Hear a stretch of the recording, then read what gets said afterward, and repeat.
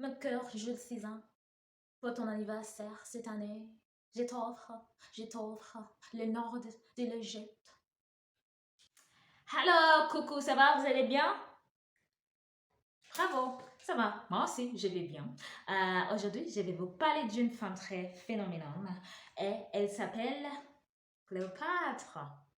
Voilà, cette femme-là, il est responsable. Oh, vous savez, c'est il est. Elle est, elle est responsable du retard d'émancipation des femmes dans tout le monde. Il est aussi responsable pour les inégalités qui existent jusqu'à aujourd'hui entre les sexes. Et elle n'a pas dicté des règles, mais elle a établi les normes. Alors, cette femme-là était une si grande menace pour les hommes. Ainsi, après son règne, ils se sont assurés de mettre une limite à toutes les femmes. Et pourquoi? Afin d'être en sécurité. Quelle lâcheté, c'est lâche, les hommes. Les capacités dont elle a fait preuve lorsqu'elle était impératrice d'Égypte ont amené les hommes à réfléchir des fois avant d'offrir aux femmes de telles opportunités. Par exemple, faire elle dirigeante, reine, impératrice. Pour vous qui ne savez pas ce qu'est Cléopâtre, elle était une très charmante, intelligente descendante de la dynastie ptolémaïque et elle est devenue impératrice de l'empire égyptien à 17 ans. Certaines personnes disent que son beauté était un maître, mais d'après moi, c'est son intelligence qui l'a rendue belle.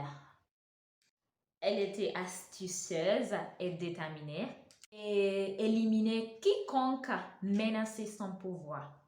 Donc, si tu menaçais son pouvoir, tu risquais de perdre ton cœur ou ton âme.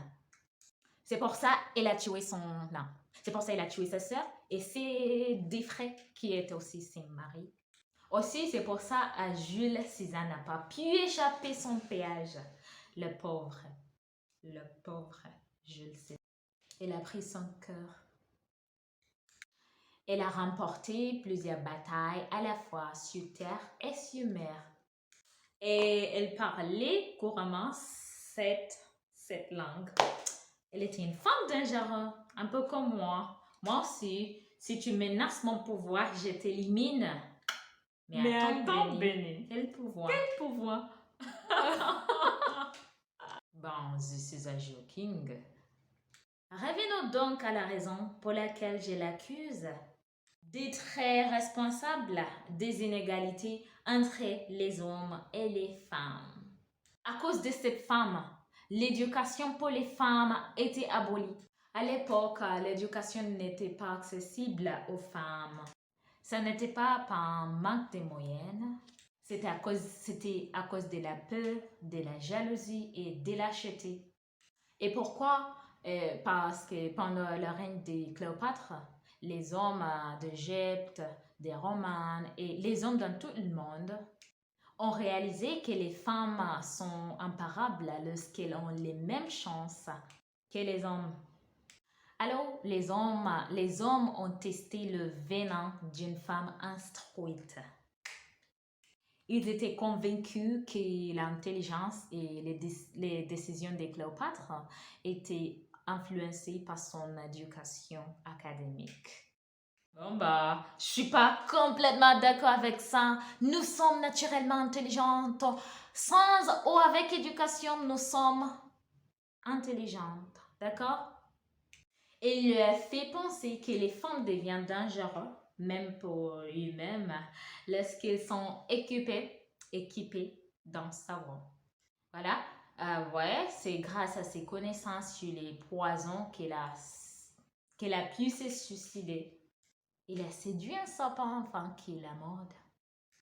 Selon moi, il considérait qu'il donnait une chance d'éducation à une femme et qui équivalait à amener une femme, non, équivalait à amener un guépard dans une académie sportive pour lui apprendre à courir. Bah, les guépards sont déjà bons, ils courent déjà bien. Donc, avec cet enseignement, ils pourraient gagner leur capacité de chasser et attraper un avion. Deuxième raison, après d'être tombée amoureuse de Jules César, Cléopâtre a quitté l'Égypte pour vivre à Rome avec son amoureux Jules César. Ce n'était pas une erreur parce que ça arrivait encore une fois de plus lorsqu'il était tombé amoureux de Marc-Antoine. Alors, avec cet événement, il a fait croire que les femmes deviennent naïves et crédules lorsqu'elles tombent amoureuses. Mais d'après moi, ça peut arriver à n'importe qui.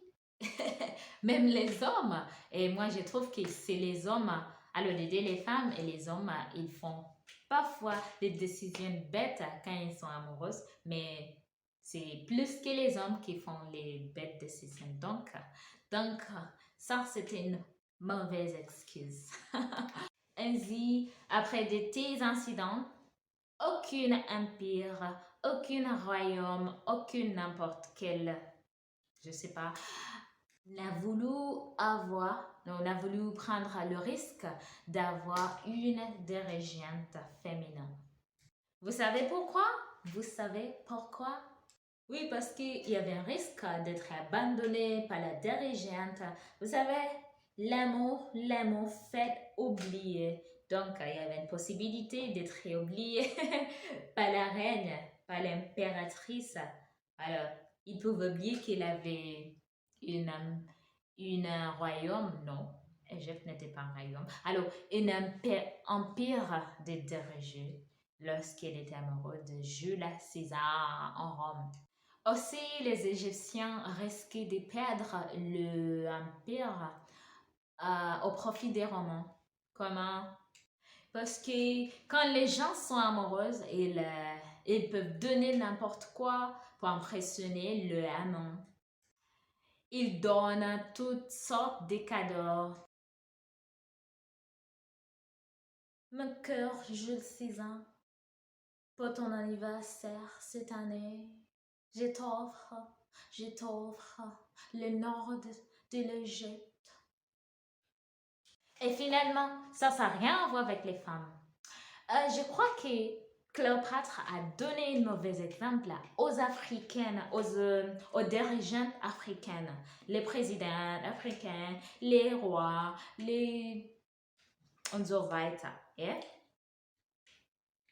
Parce que de plus nombreux dirigeants africaines vivent à l'étranger, je pense que Cléopâtre devrait en être blâmée. Elle a vraiment donné un mauvais exemple. Merci pour votre attention. Je suis très contente pour avoir parlé avec vous. N'oubliez pas de vous abonner sur mon chaîne. On se voit la prochaine fois. Je vous kiffe et je vous laisse mon dernier croissant. Ciao, ciao.